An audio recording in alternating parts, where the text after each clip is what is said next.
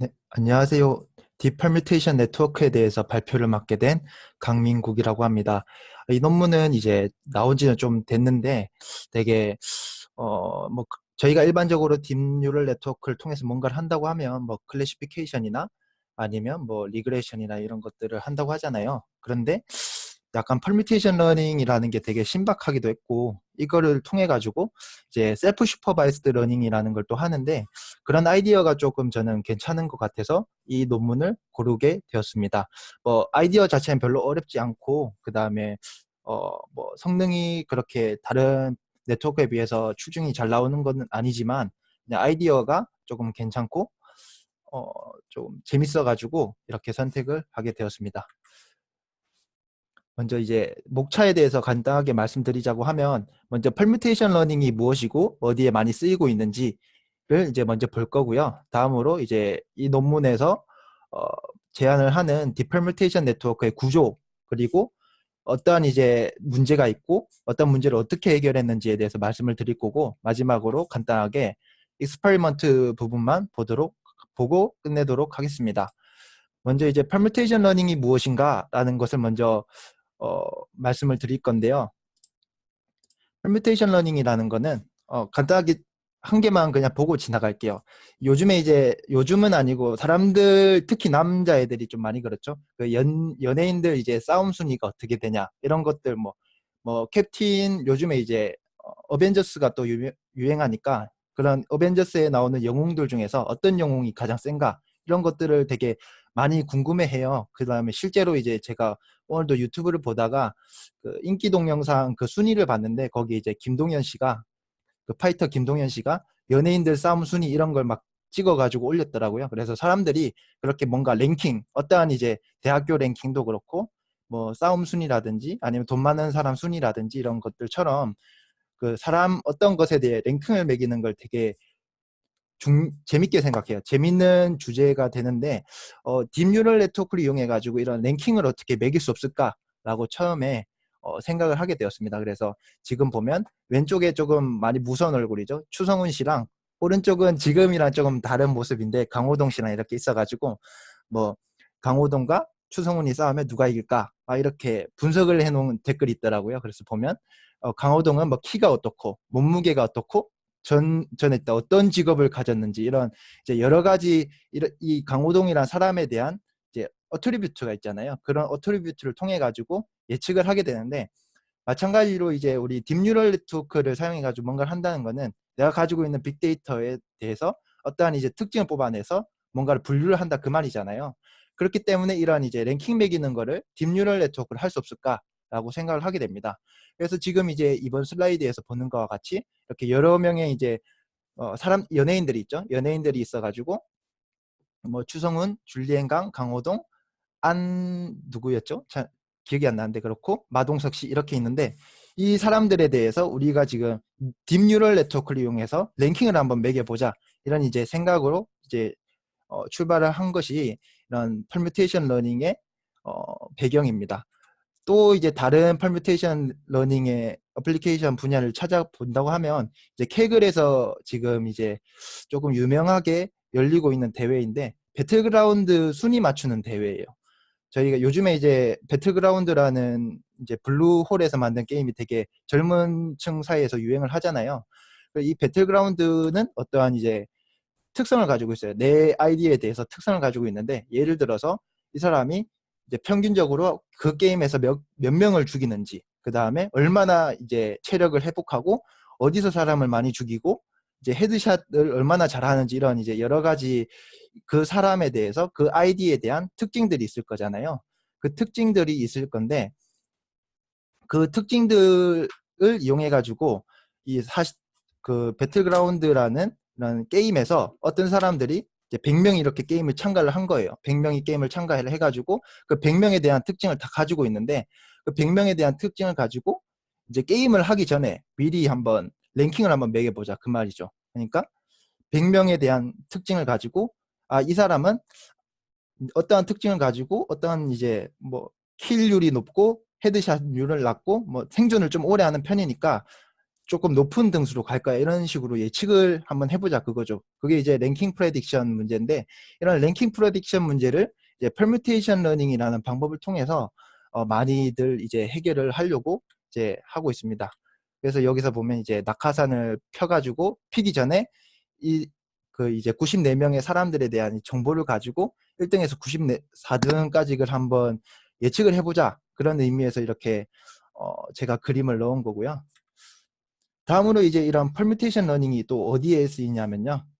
다음으로는 이제 self supervised learning이라는 분야에서 많이 쓰입니다. 제가 저번에 이제 self supervised GAN이라든지 이제 여러 발표를 통해서 말씀드렸다시피 이제 self supervision이라는 것이 최근에 조금 관심을 좀 가지게 됐어요. 왜냐하면 우리가 일반적으로 이제 딥뉴럴 네트워크 트레이닝을 할 때 프리 트레이닝이 필수잖아요. 뭐 클래시피케이션을 하건 세그멘테이션을 하건 디텍션을 하건 무조건 프리 트레이닝을 해야 되는데 보통은 이 프리 트레이닝을 위해서 이미지넷에 대해서 프리 트레이닝이 되거나 뭐 코코 데이터셋 뭐 이런 여러 가지 벤치마크 데이터셋에 대해서 프리 트레이닝을 한 걸 통해서 하는데 만약에 내가 가지고 있는 그 데이터가 이런 이제 벤치마크 데이터랑 조금 분포상 거리가 멀다 그러면 이러한 이제 프리 트레이닝 된 모델을 통해서 전달하는 게 뭐 효과는 좋겠지만 효율은 별로 좋지가 않겠죠. 그래서 이제 만들어진 것이 이제 셀프 슈퍼비전이라는 방식인데 말 그대로 이제 셀프 슈퍼비전이라는 거는 내가 어떠한 이제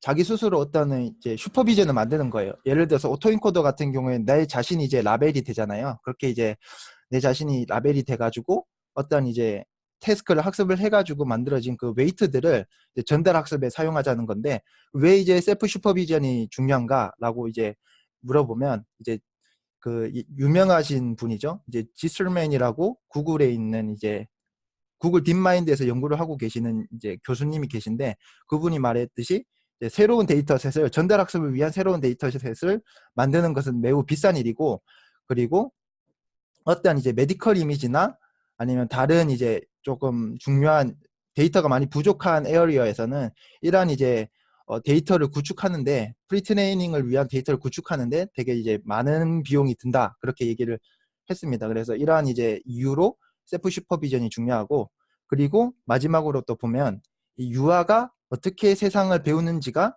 약간 셀프 슈퍼비전이랑 비슷하다라고 생각을 합니다. 그 이유가 뭐냐면 우리가 지금 유아 시기나 어릴 때 시기에 뭐 퍼즐 맞추기도 많이 하고 막 되게 내가 스스로 뭔가를 만들어 가지고 태스크를 통해 가지고 많이 공부를 하잖아요. 예를 들어서 이제 직소 퍼즐 푸는 방식인데 이렇게 이미지가 있어요. 이미지가 있는데 일단은 이미지에서 이 자동차가 들어갈 만한 부분을 임의적으로 일단은 크게 바운딩 박스를 칩니다. 지금 이제 이 빨간색 점선 부분이고요. 이 빨간색 점선 부분이 이 바운딩이 돼 있으면 그 부분을 9등분으로 잘라요. 9등분을 잘라가지고 이렇게 만드는데 나열해 주는데 이 나열한 거를 내가 이제 임의 퍼뮤테이션을 통해서 섞어주는 거죠. 이미 랜덤으로 해가지고 이렇게 섞어주는 거죠. 그럼 이렇게 섞어진 이미지가 나올 텐데 이 이미지를 딥뉴럴 네트워크를 통해 가지고 어떤 순서로 섞였는지 이거를 예측하는 태스크를 만들 수 있잖아요. 그런 태스크를 통해서 자기 셀프 슈퍼비전을 통해서 뉴럴 네트워크를 학습하면 다른 이제 태스크 뭐 클래시피케이션이나 디텍션이나 이러한 여러 가지 태스크에서 조금 이제 전달 학습을 했을 때 물론 이제 기존의 이미지넷만큼은 아니지만 어느 정도의 성능 향상이 있더라. 그게 이제 셀프 슈퍼바이스드 러닝의 개념인데요. 이 셀프 슈퍼바이스드 러닝 중에서 직소 퍼즐 방식이 최초로 제안이 되었던 것이 2016년도 ECCV에서 제안이 되었던 Unsupervised Learning of Visual Representation by Solving Jigsaw Puzzle이라는 논문입니다. 그리고 이제 조금 더 이제 시간이 지나서 아류작으로 이 카이스트에서 낸 건데 WACV에 이 이제 직소 퍼즐 조금 데미지를 주고 여러 가지 이제 흑백으로 만들고 데미지를 주고 하나를 빼가지고 여러 가지 셀프 슈퍼비전을 한 번에 묶어가지고 시키면 조금 더 좋은 레프리젠테이션 뽑을 수 있더라 이렇게 이제 제안하는 논문인데 갑자기 이제 퍼뮤테이션 러닝이 나오다가 왜 이 셀프 슈퍼비전으로 넘어왔냐면 이 제가 앞에서 말씀드렸던 딥퍼뮤테이션 네트워크가 이 랭킹을 매기는 용도로도 쓰일 수 있지만 이런 이제 직소 퍼즐의 순서를 맞추는 셀프 슈퍼비전 태스크에도 적용이 가능해서 기존에 있던 알고리즘보다 성능 향상을 일으킬 수 있더라. 그런 의미를 가지고 있기 때문에 이렇게 가지고 와봤습니다. 이렇게 해서 퍼뮤테이션 러닝, 그 다음에 랭킹 퍼뮤테이션 러닝이 어디에 많이 쓰일 수 있고 어떠한 목적으로 많이 쓰이는지에 대해서 알아봤고요. 이런 이제 퍼뮤테이션 러닝을 잘 하기 위해서 만들어진 디퍼뮤테이션 네트워크에 대해서 설명을 드리도록 하겠습니다. 디퍼뮤테이션 네트워크 같은 경우에는 이 네트워크가 만들어진 이유가 이제 어트리뷰트 랭크 프레딕션을 하기 위해서 만들어졌어요. 예를 들어서 지금 이렇게 여성의 얼굴이 있잖아요. 이 얼굴이 지금 어떤 분은 약간 첫 번째 사진 여성분은 조금 웃을까 말까 하시고, 두 번째 분은 조금 웃으시고, 세 번째 분은 아주 밝게 웃으시고, 네 번째 분은 되게 도도하게 계시잖아요. 이러한 이제 사진을 이제 웃는 강도가 큰 순서대로 한번 나열해 보자 이 말입니다. 나열을 이렇게 해보는 건데, 이렇게 이제 감정의 이제 강도에 따라서 나열하거나 막 이런 것들이 어떠한 이제 산업적인 아니면 뭔가 이제 모바일 어플리케이션 할 때 필요할 수가 있잖아요. 그래서 이런 걸 한번 해보자는 건데, 이렇게 이걸 하기 위해서 이제 약간 앞에서 말씀드렸다시피 셀프 슈퍼비전과 비슷한 방식으로 레이블링을 해줍니다. 이제 처음에 이제 가지고 있던 이 이미지가 있어요. 이 이미지는 어떤 이제 데이터셋에서 가지고 온 건데 순서대로 이렇게 나열이 돼 있는 데이터셋이 있어요. 웃는 이제 강도가 높은 순서대로 이렇게 만들어지는 그런 이제 이제 나열이 돼 있는 이미지인데, 이 이미지를 이제 랜덤 퍼뮤테이션 해줍니다. 우리가 이제 일반적으로 코드를 통해서 랜덤 퍼뮤테이션 해줄 수 있잖아요. 그러면 이렇게 이미지 X-햇이라는 밑에 아래에 있는 이미지가 만들어질 건데, 이 딥뉴럴 네트워크는 어떤 게 목표냐면요, 이 P 트랜스포즈를 예측하는 게 목표예요. 그러니까 랜덤 퍼뮤테이션 매트릭스가 P면 이 X-햇이라는 것을 다시 X로 돌려줄 수 있는 것은 이제 P의 인버스겠죠. 근데 퍼뮤테이션 매트릭스 같은 경우에는 그 인버스가 P의 트랜스포즈거든요. 그래서 이제 인버스 퍼뮤테이션 매트릭스 인 P 트랜스포즈를 딥뉴럴 네트워크를 통해서 학습을 해보자는 게 이 디퍼뮤테이션 네트워크의 목적입니다. 그래서 이렇게 이제 P 트랜스포즈를 학습을 해가지고 이렇게 섞여 있는 감정이 여러 가지 이제 웃는 감정이 섞여 있잖아요. 그 섞여 있는 거를 활짝 웃는 순서로 이렇게 나열해 보자는 게 이 퍼뮤테이션 러닝, 디퍼뮤테이션 네트워크의 목적이고요. 그렇기 위해서 이제 가장 간단하게 생각할 수 있는 첫 번째 이제 전략이 이 네 개의 이미지가 있어요. 일단 네 개의 이미지가 있는데, 저희 이 네 개의 이미지를 채널 와이즈 컨캐터네이션을 먼저 시켜줍니다. 예를 들어서 이 하나의 이미지가 32 곱하기 32 곱하기 3의 크기를 가지고 있다고 하면 네 개를 이제 채널 와이즈 컨캐터네이션 해주면 32 곱하기 32 곱하기 12가 되겠죠. 그 32 곱하기 32 곱하기 12 이미지를 뉴럴 네트워크에 태워가지고 이렇게 소프트맥스 프로바빌리티를 통해서 예측을 해주는데, 그러면 이제 그 가능성의 개수가 4팩토리얼만큼 나오겠죠. 왜냐하면 4개를 나열해주는 경우의 수니까요. 4팩토리얼만큼의 개수가 나와가지고 이렇게 제일 간단한 전략인데, 이렇게 크로스 엔트로피 로스를 통해서 학습을 해주는 방식이 있습니다. 그런데 이러한 이제 간단한 방식의 문제점은 일단은 뉴럴 네트워크의 치팅 문제가 있고요. 두 번째는 팩토리얼의 문제가 있는데, 조금 더 말씀을 드리자고 하면, 우리가 이제 수능이나 뭐 다른 이제 시험을 공부를 할 때 그 문제의 힌트가 앞문장과 뒷문장이 있다고 얘기를 많이 하잖아요. 마찬가지로 딥뉴럴 네트워크도 똑같아요. 이게 이제 채널 와이즈 컨캐터네이션을 해주면 이 딥뉴럴 네트워크가 채널을 이제 3개의 채널 단위로 이제 끊어 보면서 얘랑 봤을 때 상대적으로 밑에 있는 놈이, 그러니까 위에 있는 놈과 밑에 있는 놈을 봤을 때 상대적으로 밑에 있는 놈이 좀 덜 웃는 것 같네, 이런 식으로 약간 좀 치팅은 아닌데 그걸 참조를 할 수 있잖아요. 그렇기 때문에 조금 더 쉬운 문제로 변질이 돼가지고 좋은 어트리뷰트를 못 얻는다는 그런 단점이 있고요. 다음으로는 이제 팩토리얼 문제인데, 팩토리얼 문제 같은 경우에는 이제 제가 이거 같은 경우에 감마 펑션을 제가 가지고 왔어요. 감마 펑션 같은 경우에 양의 정수일 때는 팩토리얼 펑션이랑 똑같잖아요. 그래서 9팩토리얼을 계산을 해보면 362,2880이 나와요.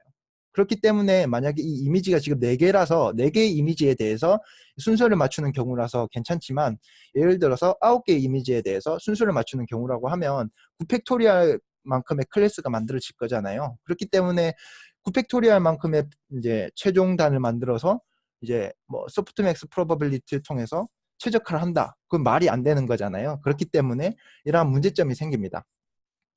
그래서 이런 두 가지 이제 팩토리얼 문제점과 이제 뉴럴 네트워크의 치팅 문제를 해결하기 위해서 어떠한 방식을 쓰냐면, 어, 두 번째 방식과 같은 이제 방식을 씁니다. 이제 결론적으로 말씀드리자고 하면, 이제 그 웨이트를 공유하고 있는 샵 네트워크와 그 다음에 싱크홀은 이터레이션을 통한 더블리 스토캐스틱 매트릭스라는 걸 만들어 가지고 해결을 하는데요. 처음부터 이제 설명을 드리자고 하면, 왼편에 이제 4개의 사진이 있어요. 처음에는 이 4개의 사진이 채널 와이스 컨캐터네이션을 하고 딥뉴럴 네트워크에 들어간다고 했는데, 이 경우에는 그냥 이제 개개인이 다 뉴럴 네트워크에 들어갑니다. 맨 위에 있는 뉴럴 네트워크가 맨 위에 있는 뉴럴 네트워크도 들어가고, 다음으로 이렇게 계속 이렇게 들어가는데, 밑에 여기에 세타라고 적어 놓은 걸 보면 아시겠지만, 이 뉴럴 네트워크는 다 웨이트를 쉐어링을 하고 있어요. 웨이트를 쉐어링하고 있는 뉴럴 네트워크에 들어가서 이렇게 피처를 뽑아줍니다. 512차원의 지금 피처를 다 뽑아줬는데요. 그 512차원의 피처를 이제 컨캐터네이션을 해주고, 그 컨캐터네이션 해준 걸 한번 섞어줘요. 풀리 커넥티드 레이어를 통해서. 그래서 2배만큼의 디멘전을 통해서 한번 섞어주고, 마지막으로 지금 이제 얘는 4개의 이미지에 대해서 퍼뮤테이션 하는 거기 때문에 퍼뮤테이션 매트릭스가 4 곱하기 4가 나오잖아요. 그렇기 때문에 그 퍼뮤테이션 매트릭스 만들어주기 위해서 이제 4 곱하기 4인 16개만큼의 디멘전에 이제 풀리 커넥티드 레이어를 또 건너가지고 이 디멘전을 맞춰줍니다. 예를 들어서 이제 9개의 이미지에 대해서 9개의 시퀀스에 대해서 순서를 맞추는 거다. 그러면 9 곱하기 9의 퍼뮤테이션 매트릭스가 나올 거잖아요. 그렇기 때문에 81 디멘전의 맨 마지막 단위 만들어져야 될 텐데, 지금은 이제 4개의 이미지에 대해서 만드는 경우이기 때문에 4 곱하기 4는 16이니까 16 디멘전만큼은 만들었다고 할게요. 그러면 그 16 디멘전을 그 이제 싱크홀은 이터레이션과 이제 리쉐이프를 통해서 더블리 스토캐스틱 매트릭스라는 걸 만들어 주는데요. 이 더블리 스토캐스틱 매트릭스는 이 컬럼의 합이 1이고 로우의 합이 1인 매트릭스를 말해요. 컬럼의 합이 1이고 로우의 합이 1이고 모든 엘리멘트가 다 0보다 큰 매트릭스를 더블리 스토캐스틱 매트릭스라고 하는데, 그 더블리 스토캐스틱 매트릭스와 이 퍼뮤테이션 네트워크 퍼뮤테이션 매트릭스 사이에 L2 디스턴스를 계산을 해가지고 그래프를 그려보면 컨벡스 펑션의 모양이 나온다고 과거에 증명된 게 있어요. 그렇기 때문에 이를 통해서 옵티미제이션을 해주는 게 이 네트워크, 이 디퍼뮤테이션 네트워크의 핵심인데요. 이 싱크홀은 이터레이션이라는 것에 대해서 다음으로 알아보도록 하겠습니다. 싱크홀은 이터레이션 같은 경우에는 앞에서 이제 16 디멘전으로 뽑아준다고 했잖아요. 16 디멘전으로 뽑아진 거를 먼저 이제 리쉐이프를 하고 싱크홀은 이터레이션 통해 가지고 더블리 스토캐스틱 매트릭스를 위와 같이 만들어 준다 했는데, 밑을 한번 볼게요. 밑에 이제 점선 밑을 보면 이 16 이제 디멘전의 어떠한 이제 베리어블이 있어요. 16 디멘전의 베리어블을 이제 다음으로 이제 4 곱하기 4의 매트릭스로 리쉐이프를 해준 거예요.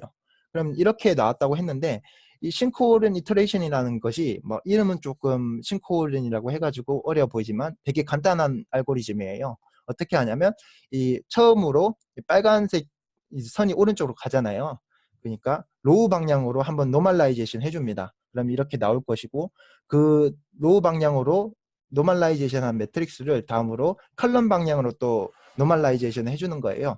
그럼 이제 이렇게 노멀라이제이션을 로우 방향으로 해주고 컬럼 방향으로 해주고 계속 이렇게 반복을 해주다 보면 결국에는 더블리 스토캐스틱 매트릭스로 이제 수렴을 하고, 그 수렴된 더블리 스토캐스틱 매트릭스는 유일하다는 것이 이 싱크홀은 이터레이션이라는 것의 어, 어, 방법인데요. 그렇게 해서 만들어진 이 더블리 스토캐스틱 매트릭스 같은 경우에는 컬럼의 합이 1이고 로우의 합이 1이니까 그 퍼뮤테이션 매트릭스랑 비슷하게 생겼죠. 그렇기 때문에 가장 큰 이 값을 뭐 얼그맥스를 통해 가지고 1을 맞춰줘서 비교를 하면 되기 때문에, 이러한 이제 더블리 스토캐스틱 매트릭스랑 퍼뮤테이션 매트릭스를 통해서 옵티미제이션을 진행하게 됩니다. 다음으로는 이제 실험에 대해서 말씀을 드릴 건데요. 퍼뮤테이션 러닝이라는 것 자체가 기존에 있던 방법이랑 좀 달라가지고 기존에 많이 사용하는 뭐 accuracy나 아니면 뭐 AUROC 커브, PR 커브 이런 것을 통해 가지고 그 퍼포먼스를 측정하는 것이 아니고 다른 매트릭을 통해서 해요. 그렇기 때문에 그거에 대해서 설명을 드리자고 하면 먼저 이제 데이터셋을 먼저 설명을 드리고 갈 건데요. 데이터셋은 Relative Attribute라고 2011년도 ICCV에 오랄 프리젠테이션을 했던 그 논문에서 처음으로 만들었던 데이터셋이 있는데 800개의 얼굴 이미지가 있는데 그 얼굴 이미지가 11개의 이제 피지컬 어트리뷰트를 가지고 그 강도대로 나열이 돼 있어요. 그렇기 때문에 이제 앞에서 말했다시피 강도대로 나열된 그런 이제 이미지를 퍼뮤테이션을 해가지고 셀프 라벨을 만들 수 있는 것이고요.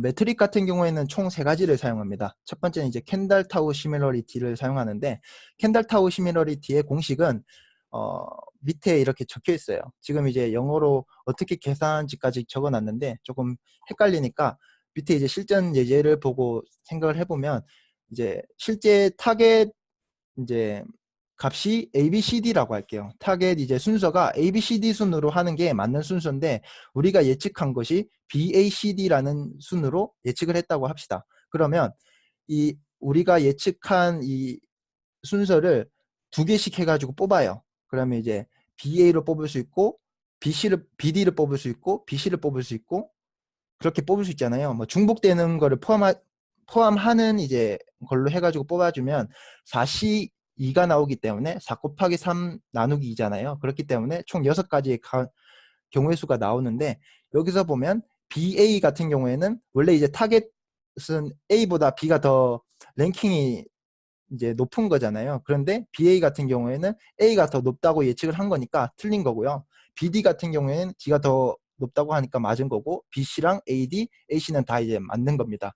그리고 마지막으로 DC 같은 경우에는 이제 D가 더 뒤에 나와야 되는데 앞에 가 있잖아요. 그렇기 때문에 틀린 거기 때문에 총 4개를 맞췄고 2개를 틀렸습니다. 그렇기 때문에 여기 이제 KT 공식에 넣어서 계산하면 33%의 KT가 나오게 되는데요. 여기서는 이제 높을수록 좋은 값이죠. 왜냐하면 C 플러스가 맞춘 거의 개수기 때문에 맞춘 거의 개수가 많고 틀린 거의 개수가 적으면 이 값이 위에 있는 분자 부분이 높아지기 때문에 더 큰 값을 가지게 되고 최종적으로 다 맞추면 100%가 나오게 됩니다. 마찬가지로 이제 해밍 시밀러리티 같은 경우에는 켄달 타워보다는 좀 더 직관적인데 그냥 이 나열한 것 중에서 몇 개를 맞췄냐를 이렇게 비율로 나타낸 거예요. 여기 이제 KAROLIN 같은 경우에는 앞에 2개랑 뒤에 2개는 맞추고 이제 중간에 3개는 틀렸잖아요. 그렇기 때문에 총 7개 중에서 4개를 맞춰서 57%, 그 밑에 거는 이제 62.5% 이런 식으로 accuracy를 이제 정확도를 측정을 한 거고요. 그래서 그 결과를 보면 이제 오른쪽 아래의 테이블과 같습니다. 제가 이거 처음에 PPT를 만들기 전에는 화질이 안 깨지는 걸 확인을 했는데 지금 보니까 조금 깨져 있네요. 죄송하고요. 하여튼 간단하게 보자고 하면 이제 싱크홀은 노멀라이제이션과 나이브 애플리케이션이 있는데 나이브 애플리케이션 같은 경우에는 그냥 이제 싱크홀은 같은 경우에는 앞에서 이제 4개의 이미지를 이 샵 네트워크에 넣어서 W 스토캐스틱 매트릭스를 통해서 예측을 해준 거잖아요. 그런데 나이브 버전 같은 경우에는 4개를 동시에 넣는 게 아니고 4개 중에서 2개의 순서성을 일단 뽑아요. 2개의 순서성을 뽑고 웨이트 쉐어링 된 이런 뉴럴 네트워크에 태워가지고 뭐 컨캐터네이트 하는 것까지 똑같지만 이렇게 2개로 빼줘요. 2개로 빼줘가지고 어떤 게 더욱 많이 웃는지를 이제 시그모이드 아웃풋을 통해 가지고 예측을 해주는 거거든요. 그게 이제 나이브 애플리케이션인데 나이브 애플리케이션 같은 경우에는 이러한 이미지를 총 6번을 뽑겠죠. 6번을 뽑아가지고 각각에 대해서 다 랭킹을 매기고 최종적으로 이렇게 랭킹을 매기는 방식인데 그거를 통해서 나이브 애플리케이션 같은 경우에는 뭐 85.9, 그 다음에 싱크홀은 같은 경우에는 랭스가 4일 때 88.4, 랭스가 8일 때는 나이브 애플리케이션이랑 싱크홀은 노멀라이제이션의 그 퍼포먼스 차이가 좀 나잖아요. 그래서 이 논문에서는 이 싱크홀은 노멀라이제이션이 랭스가 되게 작을 때는 별로 이 나이브 버전보다는 뭐 그렇게 나은지 조금 낮긴 한데 많은 성능 차이를 보이지 않지만 이런 길이가 길어질수록 이제 우리가 다루는 데이터는 되게 큰, 큰 데이터고 길이가 길 거잖아요. 그렇기 때문에 길이가 긴 그런 데이터의 시퀀스에 대해서는 우리 싱크홀은 노멀라이제이션 방법이 나이브한 것보다 훨씬 많은 이 퍼포먼스 향상을 보여준다라고 주장을 하고 있고요. 다음으로는 이제 그 어트리뷰트를 얼마나 잘 맞추는지에 대해서 이 순서를 얼마나 잘 맞추는지에 대해서 실험을 했습니다. 그래서 8개의 시퀀스가 이렇게 있다고 하면 페어와이즈 셋으로 이렇게 만들어 준 다음에 그 페어에서 얘가 이제 그 잘 맞는지를 확인해 주는 거예요. 여기서는 이제 지금 웃음에 대해서 알아본 건데요. 첫 번째 이제 중간에 있는 박스를 보면 왼쪽이 조금 더 웃고 있잖아요. 왼쪽이 조금 더 웃고 있기 때문에 얘는 맞춘 거고, 두 번째 거 같은 경우에도 잘 맞췄지만 지금 이제 중간에 있는 파란색 틀렸다고 표시되어 있는 부분을 보면 오른쪽 애가 조금 더 완전 활짝 웃고 있잖아요. 오른쪽 사람이 더 활짝 웃고 있기 때문에 잘못 예측했다고 할 수 있고 X라고 치고, 맨 마지막 거는 맞춰가지고 총 이런 이제 총 전부 이 페어와이스 셋의 개수분에 맞춘 거의 개수를 통해 가지고 정확도를 구해주면 지금 아래와 같은 이제 성능표가 나옵니다. 그래서 기존에 있던 방법들에 비해서 조금 오더가 많이 차이 나는데 큰 폭으로 성능 향상을 일으켰다고 이 디퍼미테이션 네트워크는 주장을 하고 있고요. 마지막으로 이제 셀프 슈퍼비전 관점에서 이런 퍼뮤테이션 러닝이 조금 더 괜찮은 결과를 내는지에 대해서 나타내고 있는데요. 뭐 어떻게 이제 셀프 슈퍼비전 방법을 바꿨냐면요. 이미지넷에 있어. 이미지넷이 이제 있으면 그 이미지넷에서 이제 3x3 이제 그리드로 잘라주는 거예요. 지금 이제 오른쪽 위를 보면 고양이 사진이 있는데 고양이 사진을 지금 4개로 잘랐잖아요. 그러니까 2x2 셀로 이렇게 잘랐는데 실제로 이렇게 트레이닝 할 때는 이미지넷 데이터를 3x3으로 잘라가지고 그 자른 거를 랜덤 퍼뮤테이션 한 다음에 이제 원래 이미지를 복원하도록 그렇게 이제 셀프 라벨드 태스크를 만든 거예요. 그래서 그 셀프 라벨드 태스크를 학습을 시킨 다음에 오브젝트 이제 이미지 클래시피케이션, 그 다음에 디텍션, 세그멘테이션에 적용을 해가지고 다른 이제 기존에 있던 셀프 슈퍼비전 방법과 비교를 해가지고 성능을 빼봤습니다. 그래서 이제 디퍼미테이션 네트워크 같은 경우에는 클래시피케이션과 세그멘테이션은 기존에 있던 모델들을 제치고 조금 더 성능을 잘 뺐다는 것을 눈으로 확인할 수 있고요. 그 다음에 디텍션 같은 경우에는 지금 여기 위에 32번 레퍼런스가 있잖아요. 그거에 비해서 성능이 조금 이제 성능 저하가 있다는 것을 볼 수가 있는데, 이 32번 레퍼런스가 어떤 거냐면 지금 이제 여기서 보는 이 자동차 그림 요 ECCV에서 나왔던 이 태스크입니다.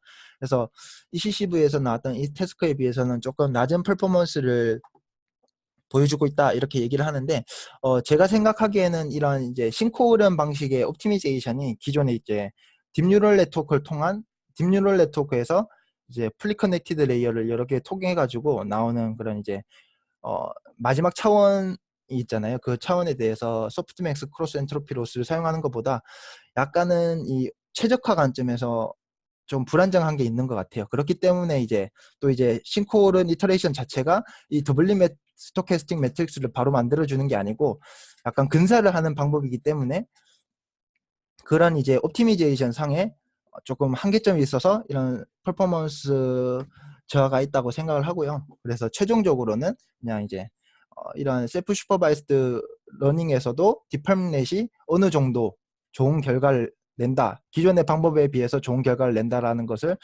알 수가 있습니다. 그래서 마지막으로 이제 기존의 트랜스퍼 러닝 결과를 이제 비교를 해보면 이미지넷을 이용해서 트랜스퍼 러닝을 하면 그 클래시피케이션에 대해서 78.2%의 성능이 나오는데 디퍼뮤테이션 네트워크 같은 경우에는 69.4기 때문에 한 9% 정도 모자란 거는 있지만 그래도 어느 정도 많이 따라오지는 않았지만 어느 정도 따라왔다는 걸 확인할 수 있고요. 뭐 다른 태스크에 대해서도 뭐 마찬가지입니다. 이상으로 뭐 제 발표는 마치도록 하고요. 마지막으로 한마디만 요약을 하자고 하면 디퍼뮤테이션 네트워크라는 거는 이 퍼뮤테이션 러닝을 어떻게 하면 잘 할 수 있을까에 대해서 이제 고민은 한 끝에 이제 W 스토캐스틱 매트릭스라는 걸 제안을 해가지고 그거를 통해 가지고 이제 딥뉴럴 네트워크를 학습하는 방법이었고, 랭킹을 매기는 것뿐만이 아니고 셀프 슈퍼바이스드 러닝에서도 어느 정도 효과 있게 잘 동작한다는 것을 확인할 수 있었습니다. 이상으로 제 발표는 마치도록 하겠습니다. 감사합니다.